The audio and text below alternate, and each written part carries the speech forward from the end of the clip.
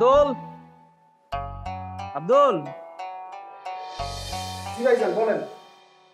শোন, রহিমকে গাড়িটা বের করতে বল, আর তোর ম্যাডামকে বল আমার নাস্তাটা রেডি করতে। প্রতিটা দিন অফিসে যেতে আমার লেট হয়ে যায়, আর অফিসে গেলে বসের ঝাড়ি খেতে হয়। যা তো যা, তাড়াতাড়ি তোর ম্যাডামকে বল নাস্তা দেওয়ার জন্য, আর আমার গাড়িটা বের করতে বল রহিমকে। জি ভাইজান, আমি এখনই যাইতাছি। খোদার 30টা দিন আমার অফিসে যেতে লেট হয়। এরকম হইলে তো আমার চাকরি চলে যাবে। ভাইজান, রহিমরে গাড়ি বের করতে কইছি, রহিম গাড়ি বের করতেছে। আর ভাইজান, আপনার নাস্তা তো এখনো হয় নাই। নাস্তা এখনো হয় নাই? কি বলিস? ভাইজান, ম্যাডাম তো এখনো ঘুমায়। তোর ম্যাডাম এখনো ঘুমাইতাছে? জি ভাইজান। ওর ঘুম আমি পারাইতাছি, তুই যা, আমি দেখতেছি।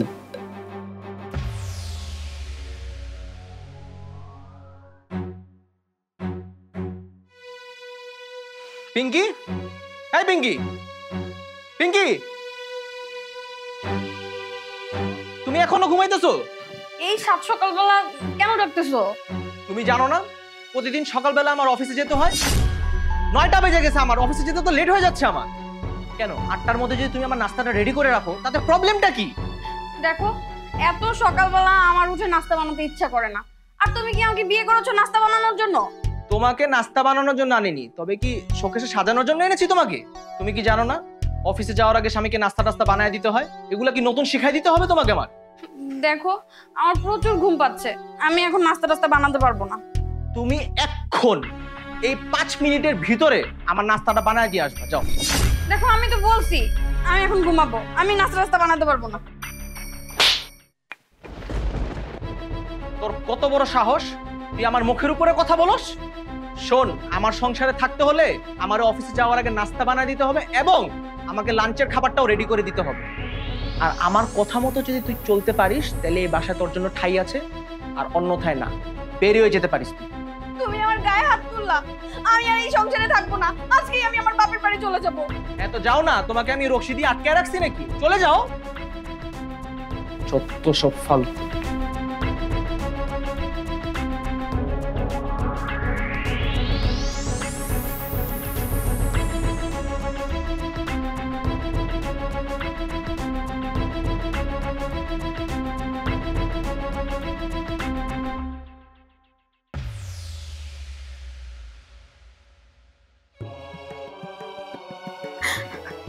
মা, কি হয়েছে? কান্নাকাটি করতেছিস কেন?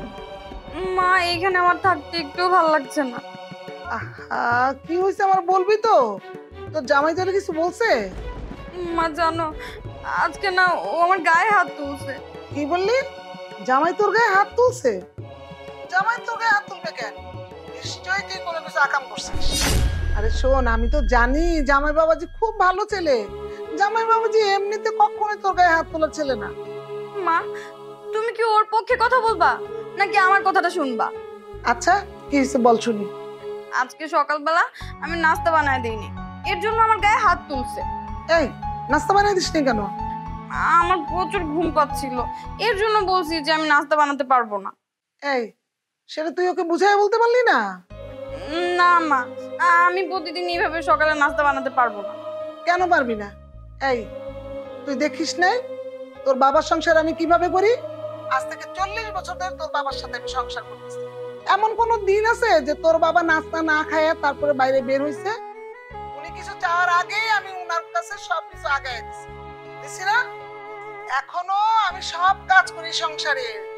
এমনও সময় যায় যে তোর বাবা আমাকে ছাড়া মুততেও যায়। মা, তুমি কিসের মধ্যে কি বলছো যে বাবা তোমাকে ছাড়া মুততেও যায় না? আরে বাবা, আমি এইটা বুঝাইতে চাইছি যে সে যখন ওয়াশরুমে যায় তাকে পানিটা পর্যন্ত আমাকে আগায় দিতে হয়। ও আচ্ছা, তাই বলো। শোন, আমি কিন্তু এত কিছু বুঝি না। স্বামীর সাথে তোকে মিলে ঝিলে থাকতে হবে। না মা, আমি ওকে বলে দিচ্ছি আমি আজই আমার বাপের বাড়ি চলে যাব। শোন, মেয়েদের স্বামীর বাড়ি হচ্ছে আসল ঠিকানা। মেয়েরা যদি কখনো স্বামীর বাড়ি থেকে বের হয় তাহলে তার লাশটা বের হয়, বুঝতে পারছিস? তুই যদি বেড়াইতে আসিস জামাইকে নিয়ে আসবি, আর যদি ঝগড়াঝাটি করে আসিস তাহলে আসতে পারবি না। তুই যে স্বামীর সাথে বেয়াদবি করছিস আমি বুঝতে পারছি। আজকে তোর জামাই বাসায় আসলে ওর সাথে আদর্শ হক করে কথা বলবি, তারপরে অ্যাডজাস্ট করে থাকবি, বুঝতে পারছিস? না মা, আমি সেটা পারবো না। শোন মা, তোর একটা কথা বলি, এই সংসারে তো তোর কোনো ঝামেলাই নাই। শ্বশুর শাশুড়ি নাই, সন্তান নাই। এখন যদি তুই এমন করিস তাহলে বাকিটা জীবন তুই কিভাবে চলবি? তাই তো বলি, তুই ওর সাথে মিলেমিশে থাকার চেষ্টা কর, তাহলে দেখবি তোর সংসারটা সুখের হবে, শান্তির হবে। ঠিক আছে মা, আমি তোমার কথা মানলাম। বলো আমার কি করতে হবে? এই তো আমার লক্ষ্মী মেয়ে। শোন, আজকে যখন জামাই বাসায় আসবে তখন তার মুখের ঘামটা মুছে দিবি, তাকে ধরে নিয়ে ফ্যানের নিচে বসাবি, তারপর জুতাটা খুলে দিবি, তারপর 1 কাপ চা এনে দিবি। তাহলে দেখবি তোর স্বামী তোর প্রতি অনেকটা অনুভূতি জাগবে। তুই কিছু চাওয়ার আগেই সেটা পূরণ করার চেষ্টা করবি, তোকে কিছু বলার আগেই তার প্রয়োজনটা পূরণ করার চেষ্টা করবি। আমার কথা কি তোর মাথায় ঢুকছে? হ্যাঁ মা। তুই আমার কথা মতো কাজ কর, তারপর দেখবি তোর সংসারটা শান্তির হয়ে গেছে। আমি আশা করি তোর স্বামীর প্রতি আর কোনো কমপ্লেনই থাকবে না, তোর স্বামীকে তুই নতুন রূপে ফিরে পাবি। ঠিক আছে মা, আমি চেষ্টা করব। ঠিক আছে মা, তাহলে ভালো থাক, এখন আমি রাখি। হ্যাঁ,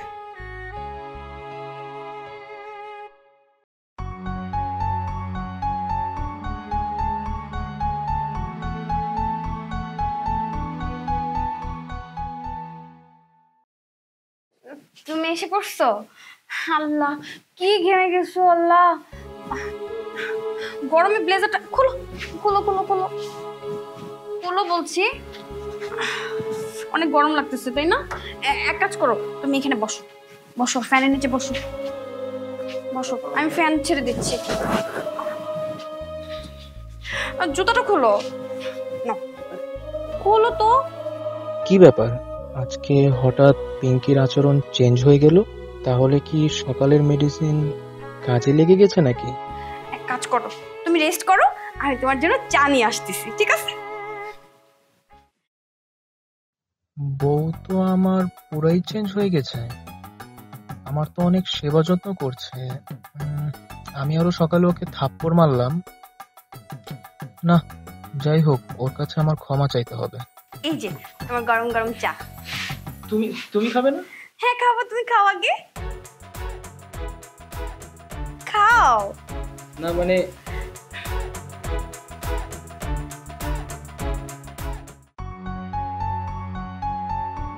কেমন হয়েছে চা?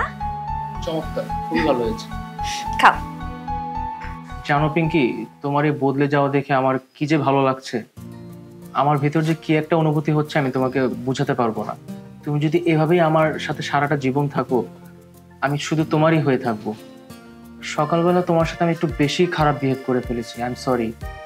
আর কখনো এরকম হবে না, বুঝছো? আমারও মাথাটা ঠিক থাকে না অনেক সময়, আমি একটু ওভার রিয়েক্ট করে ফেলেছি পিঙ্কি তোমার সাথে। না না, তুমি ঠিক আছো, আমি ভুলছিলাম। স্ত্রী হিসেবে আমার তো দায়িত্ব তোমার সেবা করা, তোমার প্রতি খেয়াল রাখা। কেন তুমি বাহিরের খাবার খাবা বলো?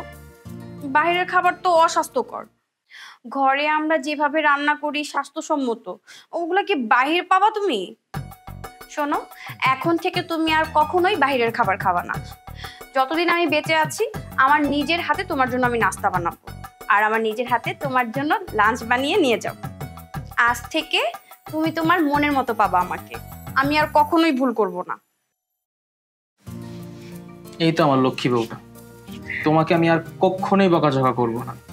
তুমি নিঃসংকোচে যে কোনো জিনিস আমার কাছে চাইবে, তোমার সব ইচ্ছা পূরণ করার দায়িত্ব আমার। আচ্ছা ঠিক আছে।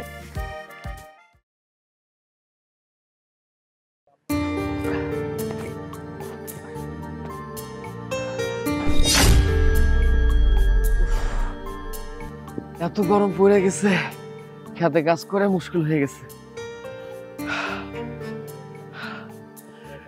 না, কামটা আগাই ফেলি।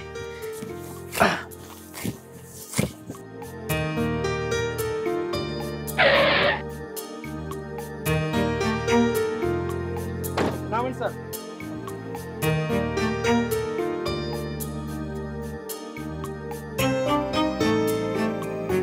এই দিক দিয়ে স্যার, আস্তে আস্তে।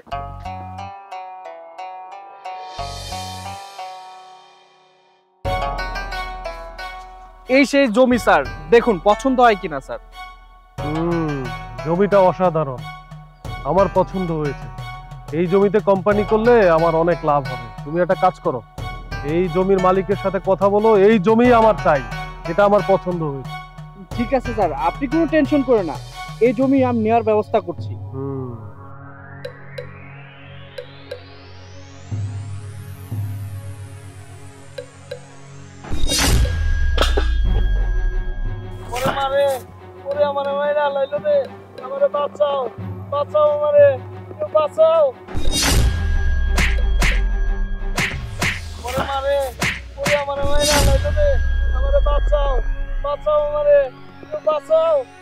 কি ব্যাপার, ওখানে কোনো ঝামেলা হয়েছে নাকি?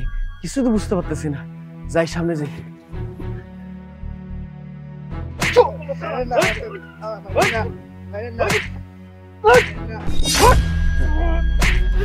সরেন, কি হয়েছে? আমার ভাইরে মারতেছেন কেন? আমার ভাই কি করছে? আমার ভাইটারে মাইরা শেষ করে ফেলছে রে আল্লাহ। কি করছে আমার ভাই? এই ছোট লোকটা তোর ভাই? আমার স্যারের উপরে দেখ, পচা ভাত ফেলা ব্লেজারটা নষ্ট করে ফেলছে। স্যার, আমি কামলা মানুষ, আমার ছোট ভাই ভুলে কাজটা করে ফেলছে। আমার ছোট ভাইরে কিছু করেন না, তার কোনো ক্ষতি করেন না স্যার। আমি ওর মাপ চাইতেছি স্যার। আরে তুই সাত্তার না? আরে আমি জামান, আমি তোর ছোটবেলার বন্ধু। জামান? আমার বন্ধু জামান? আমরা ছোটবেলায় একসাথে পড়ালেখা করছি। আমার বন্ধু জামান তুই? আরে হ্যাঁ, আমি তোর ছোটবেলার বন্ধু জামান। আয় বন্ধু, আমার বুকে আয়। তুই এতদিন কই আসিলি? আমারে তোরে কত খুঁজছি আমি গ্রামে যায়া। দোষ মেলা কথা, ওটা তোরে পরে কমনে। কি বলেন স্যার, এই দিনমজুরটা আপনার বন্ধু? হ্যাঁ, এই দিনমজুর সাত্তারই আমার বন্ধু। এই সাত্তার যদি না থাকতো আজকে আমি জামান চৌধুরী হইতে পারতাম না। জানো, রোড অ্যাক্সিডেন্টে আমার বাবা মা মারা যায়। পড়ালেখা করার মতো আমার কোনো সামর্থ্য ছিল না। আমার কোনো আত্মীয় স্বজন কেউ এসে আমার পাশে দাঁড়ায়নি। কিন্তু আমার বন্ধু সাত্তার ওর জায়গা জমি সমস্ত কিছু বিক্রি করে আমাকে পড়াশোনা করায়। আমি পড়াশোনা শেষ করে স্কলারশিপের জন্য বিদেশ চলে যাই। বিদেশ থেকে ঢাকা শহরে আসার পরে একটা গার্মেন্টস ফ্যাক্টরি করি। তারপরে ঢাকা শহরে এখন আমার 9টা গার্মেন্টস ফ্যাক্টরি। আর এর সবকিছুর মূলেই সব অবদান হচ্ছে আমার বন্ধু সাত্তারের। আমি তো তোর গ্রামের বাড়িতে গিয়ে তোকে অনেক খুঁজেছি, তুই কোথায় ছিলি বলতো? বন্ধু, কি আর কোনো দুঃখের কথা, তোর লাইগা জমি জমা বিক্রি করলাম। এলাকায় অনেক মানুষের কাছে টাকা পয়সা ধার নিছিলাম, সেই টাকা পরিশোধ করতে পারি নাই। শেষমেশ বাড়ির যে ভিটাটা ছিল সেটাও বেঁচে দিছি। কোনো কাজ কাম নাই, কি করো? এই এলাকায় আইছি, আসার পর দিন মজুরের কাম করতেছি, কামলার কাম করতেছি। একটা ছোট ঘর ভাড়া নিছি। আমার ছোট ভাই, পরিবারের লোকজন সবাই একসাথে আছি। বন্ধু, তোর আজকের এই পরিস্থিতির জন্য আমিই দায়ী। আমি তোকে কথা দিচ্ছি, তোর আর কষ্ট করতে হবে না, তোর আর দিনমজুর থাকতে হবে না। তুই আমার সাথে ঢাকায় যাবি, আমি তোকে ভালো একটা ঘর করে দেবো। আর তোর ভাইকে স্কুলে পড়িয়ে তারপর আমি ওকে আমার কোম্পানিতে ভালো একটা চাকরি দিয়ে দেবো। সরি ভাইয়া, আসলে ওরা না বুঝেই তোমাকে মারধর করেছে। বন্ধু, তুই কোনো চিন্তা করিস না, ওর চিকিৎসার জন্য যা যা লাগে সবকিছুর ব্যবস্থা আমি করছি। তুই শুধু আমার সাথে চল, ওকে আমি শহরে ভালো স্কুলে ভর্তি করে দেবো। আর তোকে চাকরি দিয়ে আমি জেলখানায় আটকাবো।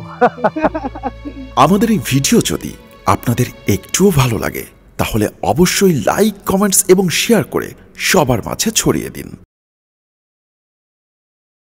পিয়াস অফিসিয়াল কাজে দেশের বাইরে যাবে। আজ বিকালেই তার ফ্লাইট, তাই স্ত্রীর কাছ থেকে বিদায় নিচ্ছে। এখনই সে বের হয়ে যাবে। রানু, দেখে শুনে থেকো, আর কোনো সমস্যা হলে আমাকে জানিও। হয়তো আমার আসতে কিছুদিন লেট হবে। আমি এসে তারপর তোমাকে নিয়ে আবার থাইল্যান্ডে ঘুরতে যাব। ঠিক আছে, তুমিও আমাকে নিয়ে চিন্তা করো না, আমি ভালোই থাকবো। দেখে শুনে যেও। এটা বলার পর পিয়াস তার স্ত্রীর কপালে একটি চুমু খেলো। পিয়াস বউয়ের কাছ থেকে বিদায় নিয়ে বের হয়ে চলে গেল। পিয়াস বেরিয়ে যাবার পর রানু একটা মুচকি হাসি দিয়ে মোবাইলটা বের করে একটা নাম্বারে কল দিয়ে কথা বলতে লাগলো। বেডরুমের ওয়াশরুম থেকে শব্দ শোনা যাচ্ছে, রানু এবং অন্য একটা পুরুষের কণ্ঠস্বর। পিয়াস এসে রুমের ভিতরে ঢুকতেই ওয়াশরুম থেকে শব্দ শুনতে পেল। ওয়াশরুমের কাছে যেতেই পিয়াস শুনতে পেল রানু বলছে, এই ছাড়ো না, আমাকে আর কত আদর করবে? অনেক তো হলো, আমি না আর পারছি না। আরে এত তাড়াতাড়ি করছো কেন? সুযোগ পেয়েছি, এত তাড়াতাড়ি ছেড়ে দেওয়াটা কি ঠিক হবে বলো? আর কবে তোমাকে এভাবে পাবো? পিয়াস মনে মনে ভাবতে লাগলো, যাকে আমি এতটা বিশ্বাস করি সে কিনা আজ আমার অবর্তমানে আমার বাসায় নষ্টামি করছে। পিয়াস কষ্টে মাথার চুল টেনে ছিঁড়তে লাগলো। রানু বলল, ও তো এখন দেশের বাইরে চলে গেছে, এখন তুমি চাইলে যখন তখন বাসায় আসতে পারবে। আজকের মতো থাক, আবার কালকে হবে। ছেলেটি বলল, ঠিক আছে চলো এবার গোসলটা সেরে নেই। পিয়াস ওয়াশরুমের দরজার দিকে অবাক হয়ে তাকিয়ে আছে, আর তার চোখে মুখে আগুন জ্বলছে। রানু ওয়াশরুমের দরজা খুলে খুশিতে হাসতে হাসতে বের হয়ে এলো। হঠাৎ পিয়াসকে দেখে রানু থমকে গেল, তারপর তাড়াতাড়ি করে ওয়াশরুমের দরজার ছিটকানি লাগিয়ে দিল। কি ব্যাপার, তুমি এত তাড়াতাড়ি চলে আসলে? তোমার তো কিছুদিন পরে আসার কথা। কিছুদিন পরে আসার কথা, আমি এসে কি অনেক বড় ক্ষতি করে ফেললাম তোমার? আগে বলো, ওয়াশরুমের ভিতরে তুমি কি করছিলে? কি করব, গোসল করছিলাম। ওয়াশরুমের মধ্যে কি সেটা আগে বলো। ওয়াশরুমের ভেতরে আমি ছিলাম, আর তো কেউ নেই। আমি সব শুনেছি। আমাকে কি তোমার বলদ মনে হয়? আমার মাথা কিন্তু গরম হয়ে যাচ্ছে। তাড়াতাড়ি বলো ওয়াশরুমের মধ্যে কে। তুমি আগে বলো, এত তাড়াতাড়ি তুমি চলে আসলে কেন? রানু, আগে আমার কথার উত্তর দাও। শাক দিয়ে মাছ ঢাকার চেষ্টা করো না, আর সামনে থেকে সরে যাও। আমাকে দেখতে দাও ওয়াশরুমের মধ্যে কে। ওয়াশরুমের মধ্যে আমার এক বন্ধু আছে। পিয়াস রানুকে কষে একটা থাপ্পড় মেরে দিল। ওয়াশরুমের ভিতরে তোমার বন্ধু মানে? সেখানে কি তোমার বন্ধু থাকার কথা? দেখো, আমার একা বাসায় ভয় লাগছিল, তাই আমার বন্ধুকে আসতে বলেছি। ছি রানু, ছি, আমার ঘেন্না হচ্ছে। তুমি এগুলো কি বলছো? তুমি কি বুঝে কথা বলছো নাকি না বুঝে কথা বলছো? তুমি একটি বিবাহিত মেয়ে, তোমার বাসায় তোমার ওয়াশরুমে তোমার সাথে অন্য একটা ছেলে। আমি তো বলছি ও আমার বন্ধু। রানু, আমি বলছি তুমি সরে যাও। আমি কিন্তু তোমাকে ইচ্ছা মতো মারধর করবো। দেখো, আমি এখান থেকে সরতে পারবো না। আমি সরে গেলে তুমি ওকে মারবে। আমি ওকে মারলে তোর সমস্যা কি? তোর কেন এত জ্বলছে? দেখো, সত্যি বলতে ও আমার বয়ফ্রেন্ড। কি বয়ফ্রেন্ড? এ কথা বলেই পিয়াস কষে আবারও একটা চট দিল রানুর গালে। তুমি আমাকে মারছো কেন? তোকে তো শুধু থাপ্পড় মেরেছি। তোর মতো বিশ্বাসঘাতককে তো মেরেই ফেলা উচিত। এক্ষুনি আমি তোর বাবা মাকে কল করব। তোর মতো নষ্টা মেয়েকে আমি রাখবো না। মোবাইলটা বের করে যখনই পিয়াস কল করতে যাবে, তখনই থাবা মেরে পিয়াসের হাত থেকে মোবাইলটা কেড়ে নিল রানু। তুই আমার মোবাইল কেড়ে নিলি কেন? তুমি কাউকেই কল করবে না, এটা শুধু তোমার আর আমার ব্যাপার। মোবাইল দে বলছি। একদম ভালো হবে না কিন্তু। দরজার সামনে থেকে সরে দাঁড়া। আমি ওই বদমাসটাকে আজকে মেরেই ফেলবো। ওকে তুমি মারবে কেন? ওর তো কোনো দোষ নেই। আমি ওকে ডেকেছি। ওকে মারবো না মানে? ও কি ধোয়া তুলসী পাতা? একজনের বিবাহিত বউয়ের কাছে ও কেন আসবে? সরে যাও বলছি রানু। রানুও পিয়াসের সাথে আড়ি করতে লাগলো। দরজার সামনে থেকে কিছুতেই সরে যাচ্ছে না। উপায় না পেয়ে শেষ মুহূর্তে পিয়াস রানুকে ধাক্কা দিয়ে ফেলে দিল। তারপর দরজা খুলতেই দরজার ভেতর থেকে বেরিয়ে আসলো রানুর বান্ধবী মারিয়া। মারিয়াকে দেখে পিয়াস অবাক হয়ে গেল। মারিয়া, তুমি এখানে? হ্যাঁ ভাইয়া, ওয়াশরুমের ভেতরে তো আমিই ছিলাম। ও মাই গড, এতক্ষণ তাহলে আমি যা দেখলাম, যা শুনলাম, সবকিছুই মিথ্যা ছিল ভাইয়া। এগুলো সব রানুর সাজানো নাটক ছিল। এগুলো সব মোবাইলের রেকর্ডিং এর কথা ছিল। আপনাকে পরীক্ষা করার জন্য রানু এই কাজটা করেছে। আপনি রানুকে কতটুকু ভালোবাসেন শুধু সেটুকু জানার জন্যই এত কিছু করা। কিন্তু আমি যে বাড়িতে ফিরে আসবো সেটাও জানলো কিভাবে? ভাইয়া, আপনি যখন বাসা থেকে বের হয়ে যান তারপরেই রানু আমাকে কল করেছিল। অনেকদিন ধরে আপনাদের বাসায় আসা হয় না। আপনিও বাসায় নেই, ও একা একা বাসায় থাকতে ভয় পাচ্ছিল, তাই আমাকে আসতে বলেছিল। আর আমি আসার পরে রানুর সাথে যখন ড্রয়িং রুমে কথা বলছিলাম, তখন দারোয়ান এসে বলল, ম্যাডাম, স্যারের ফ্লাইট ক্যান্সেল হয়েছে। স্যার বাসায় ফিরে আসছেন, স্যার দেশের বাইরে যাচ্ছেন না। এই কথা শোনার পর আমি রানুকে বললাম, রানুর মোবাইল কোথায়? তখন রানু আমাকে বলল ওর মোবাইলে নাকি চার্জ নেই, ফোনটা নাকি উপরে আছে। এরপর রানু দারোয়ানকে বলল, ঠিক আছে যাও, আমি কথা বলে নিব। এরপরে দারোয়ান চলে যায়। ঠিক তারপরেই রানু এবং আমি মিলে আপনার সঙ্গে এই গেমটার প্ল্যান করেছিলাম। তোমরা এরকমটা কেন করলে? আজ আমি না বুঝে আমার রানুর গায়ে হাত তুললাম। ও তো আমার ব্যবহারে অনেক কষ্ট পেয়েছে। এখন আমি বুঝতে পারছি আমি অনেক বড় ভুল করেছি। সরি রানু, তুমি আমাকে ক্ষমা করে দিও। জানি তোমার কাছে ক্ষমা চাবার মুখ আমার নেই। তুমি তো ভালো করেই জানো ভালোবাসার মানুষদের থেকে এগুলো কখনো অ্যাকসেপ্ট করা যায় না। তাই আমি তোমার এই ব্যবহার সহ্য করতে পারিনি। হয়তো আমারও তোমার প্রতি এতটা অবিশ্বাস করা উচিত হয়নি। রানু তখন পিয়াসের কাছে এসে হাত ধরে ক্ষমা চাইতে লাগলো। আমারও এমনটা করা উচিত হয়নি পিয়াস। আমি যতটা সহজ ভেবেছিলাম বিষয়টা ততটা সহজ নয়। দুজনকেই দুজনের জায়গা থেকে বিশ্বাস রাখতে হবে। তুমিও আমাকে ক্ষমা করে দিও। তারপর পিয়াস রানুকে টান দিয়ে বুকে জড়িয়ে নিল।